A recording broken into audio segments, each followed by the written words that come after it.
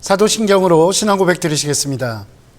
전능하사 천지를 만드신 하나님 아버지를 내가 믿사오며 그 외아들 우리 주 예수 그리스도를 믿사오니 이는 성령으로 잉태하사 동정녀 마리아에게 나시고 본디오 빌라도에게 고난을 받으사 십자가에 못 박혀 죽으시고 장사한 지 사흘 만에 죽은 자 가운데서 다시 살아나시며 하늘에 오르사 전능하신 하나님 우편에 앉아 계시다가 저리로서 산 자와 죽은 자를 심판하러 오시리라.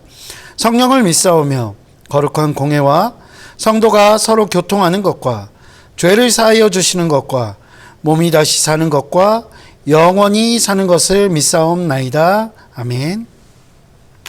함께 은혜 나누실 말씀은 사도행전 10장 44절부터 48절까지의 말씀입니다. 제가 가지고 있는 신약성경 205면에 있습니다. 사도행전 10장 44절부터 48절까지의 말씀입니다. 신약성경 205면에 있습니다. 다 찾으신 줄 알고 사도행전 10장 44절부터 48절까지의 말씀을 봉독해 올리도록 하겠습니다. 베드로가 이 말을 할 때 성령이 말씀 듣는 모든 사람에게 내려오시니 베드로와 함께 온 할례 받은 신자들이 이방인들에게도 성령 부어주심으로 말미암아 놀라니 이는 방언을 말하며 하나님 높임을 들음이러라. 이에 베드로가 이르되 이 사람들이 우리와 같이 성령을 받았으니 누가 능히 물로 침례의 베품을 금하리오 하고 명하여 예수 그리스도의 이름으로 침례를 베풀라 하니라. 그들이 베드로에게 며칠 더 머물기를 청하니라. 아멘. 할렐루야. 오늘도 하나님께서 베푸시는 놀라운 은혜가 저와 여러분들의 삶 가운데 가득 넘치시기를 주님의 이름으로 축원드립니다. 오늘 본문도 역시 마찬가지로 고넬료의 집에서 설교하고 있는 베드로의 사역 이야기입니다. 이 사역 가운데 베드로가 말씀을 전할 때 놀라운 일이 한 가지 벌어졌습니다. 그것은 마치 오순절 마가의 다락방에 임했던 것처럼 성령께서 그 베드로의 설교를 듣는 사람들 사이에 임한 사건입니다. 오순절날 놀라운 일을 목격했던 그 사람들 가운데는 굉장히 많은 사람들이 놀라는 모습들이 나타납니다.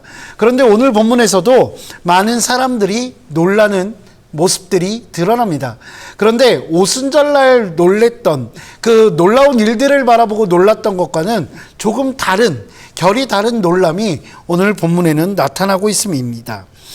45절의 놀람이 어떤 놀란 것이냐라는 부분들은 그 놀란 사람들이 어떤 사람인가라는 것을 살펴보면 우리가 잘 알 수 있습니다.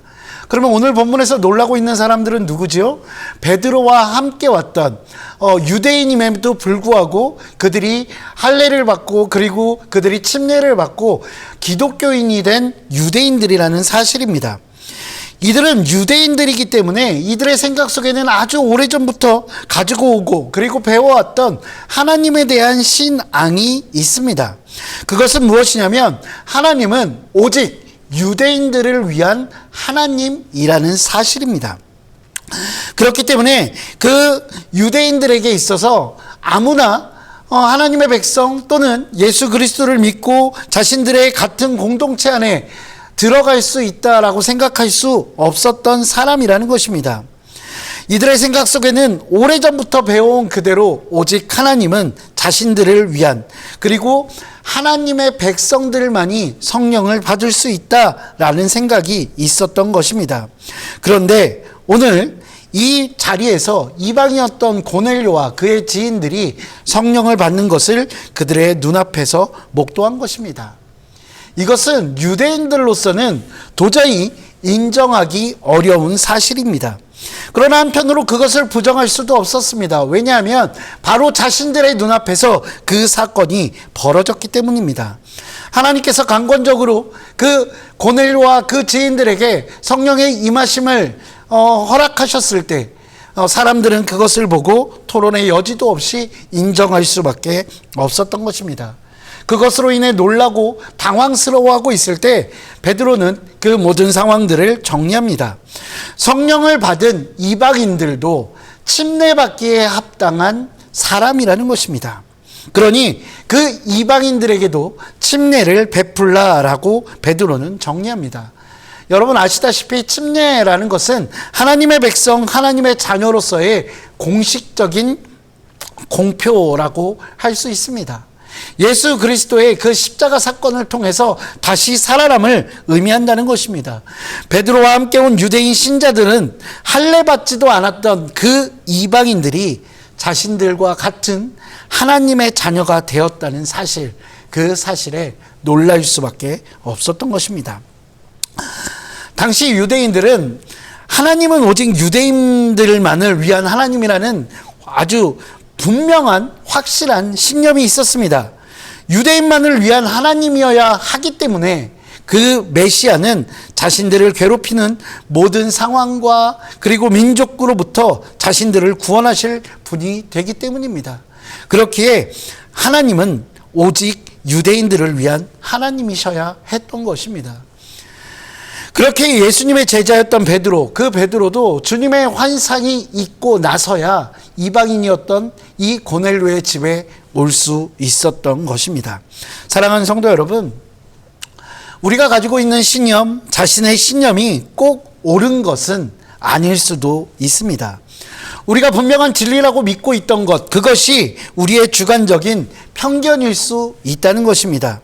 이런 맥락에서 유명한 실존주의 철학자였던 프리드리히 니체는 신념을 가진 사람이 가장 무섭다. 신념을 가진 사람은 진실을 알 생각이 없다라고 이야기합니다.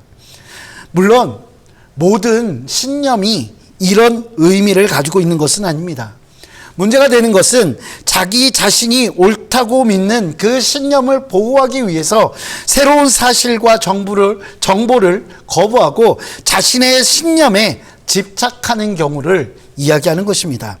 역사 속에서 자신의 주관적인 편견, 그 편견을 진리인 것으로 생각해서 이단으로 분리되었던 사람들이 굉장히 많습니다. 아리우스도 그렇고요. 펠라기우스도 그렇고요. 초기에 많은 이단들이 바로 이런 형태를 가지고 있습니다.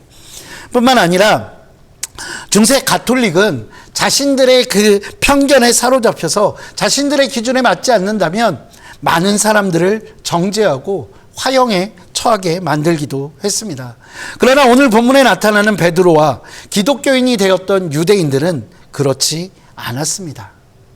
자신들이 확신하고 있었던 그 신앙을 점검했고 내가 가진 신앙이 하나님의 말씀에 부합한지 그렇지 않은지 그들은 고민했습니다. 우리 역시 우리의 편견과 아집에 근거한 주관적 확신을 진리라고 오해할 수 있습니다. 내 생각을 하나님의 불변한 뜻이다라고 생각할 수도 있다는 것입니다. 그렇게 우리는 하나님의 말씀에 내 생각, 자신의 생각을 끊임없이 비추어 보고 점검해야 할 것입니다. 사도 바울을 생각해 볼까요? 그는 다메섹 도상에서 예수님을 만나기 전까지 기독교인들은 하나님께서 주신 율법과 전통을 무너뜨리는 이단과 같은 사람들이라고 확신했습니다. 그것이 그의 신앙과 마찬가지였습니다. 그러나 그것은 잘못된 신념이었습니다. 바울은 자신이 확신하는 신념에 매어 있지 않고 예수 그리스도를 만난 이후 이제까지 자신이 확고하게 믿고 있었던 그 모든 편견과 아집에서 벗어나게 되는 것입니다. 그리고 그는 다시 주님의 말씀을 상고하며 새로운 신앙을 세워갔습니다.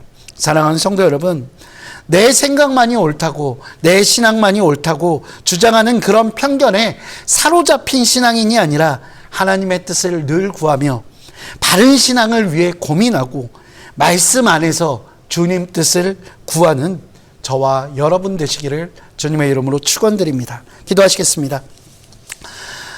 사랑과 은혜가 풍성하신 아버지 하나님 감사합니다. 오늘도 우리를 사랑하여 주사 하나님께서 우리에게 귀한 말씀을 내려주시고 또한 그 말씀 가운데 건강한 신앙인으로 살아갈 수 있도록 인도하여 주시니 정말로 고맙고 감사합니다.